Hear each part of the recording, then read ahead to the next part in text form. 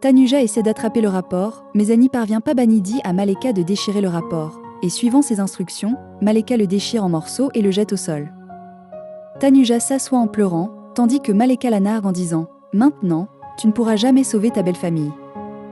Rishi t'attend sûrement là-bas, mais toi, tu n'es pas avec lui dans son moment de plus grand besoin. »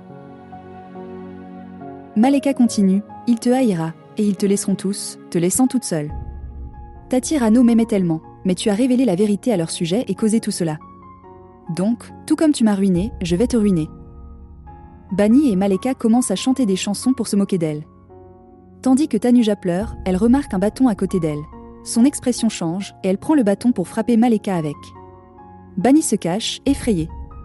Tanuja crie à Maleka « Depuis que tu es arrivée, tu as détruit nos vies. Qu'est-ce que tu as dit? Que Rishi et moi pourrions être séparés? Notre relation n'est pas liée seulement par un morceau de papier. Notre lien est aussi éternel que le ciel lui-même, bien au-delà de ta compréhension. Toi et cet autre comme toi ne pourriez jamais le briser. Je sais que Rishi a confiance en moi, et il ne doutera pas de moi. Tu as déchiré les papiers, et alors? J'irai quand même sauver ma famille toute seule. » Voyant cela, Bani ramasse une grosse pierre du sol et menace Tanuja de s'arrêter, sinon elle la lui lancera. Tanuja la regarde avec une intense colère. Bani, effrayée, laisse tomber la pierre. Tanuja s'approche d'elle et la prévient « Ne tente rien de stupide, sinon tu pourrais le regretter. » En disant cela, Tanuja quitte les lieux. Pendant ce temps, Rishi entre dans la cellule et voit toute sa famille se faire battre. Il crie « Laissez ma famille tranquille. Qui êtes-vous pour les toucher? Ils n'ont rien fait de mal. » La police ne l'écoute pas et lui dit « Ta famille a maltraité ta femme. C'est elle qui a déposé la plainte. » Rishi répond « Rien de tout cela ne s'est produit. » L'officier rétorque « C'est ta femme qui a déposé la plainte, et tu as dit qu'elle viendrait la retirer, mais elle n'est jamais venue. Cela signifie que vous êtes vraiment coupable. » À ce moment-là, l'avocat de Rishi arrive et dit « Vous ne pouvez pas les traiter ainsi. Une plainte de cette fille ne prouve rien, et punir sa famille de cette manière sans preuve est injuste. De plus, j'ai les documents de caution signés par un juge. » L'officier demande comment cela est possible, puisque le tribunal est fermé à cette heure-là. L'avocat précise « Le juge a signé ces papiers spécialement pour ce cas, même tard dans la nuit. » Après avoir vérifié les documents, la police relâche la famille de Rishi.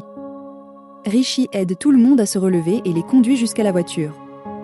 Pendant ce temps, Tanuja arrive enfin au poste de police en autorickshaw et demande au chauffeur de se dépêcher. Au poste, elle dit à l'officier « Je suis Tanuja, je suis ici pour ma famille, qui a été amenée pour une affaire de violence domestique. » L'officier répond « Désolé, madame. Nous n'avons pas pu obtenir de confession de leur part, donc ils ont été libérés sous caution. » Il ajoute « Ta belle-mère nous a rendus fous en une journée. Je ne peux pas imaginer ce que tu dois vivre avec elle.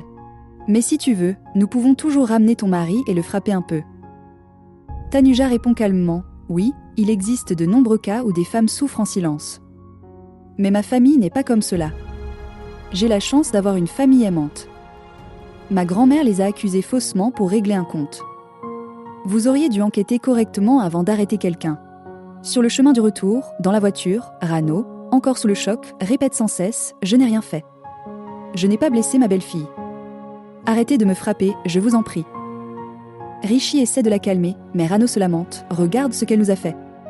Je peux être sévère parfois, mais je ne ferai jamais de mal à ma belle-fille. Pourquoi Tanuja nous a-t-elle accusés ainsi ?» Rishi la rassure « Ce n'était pas Tanuja, maman. C'est sa grand-mère qui a fait la plainte.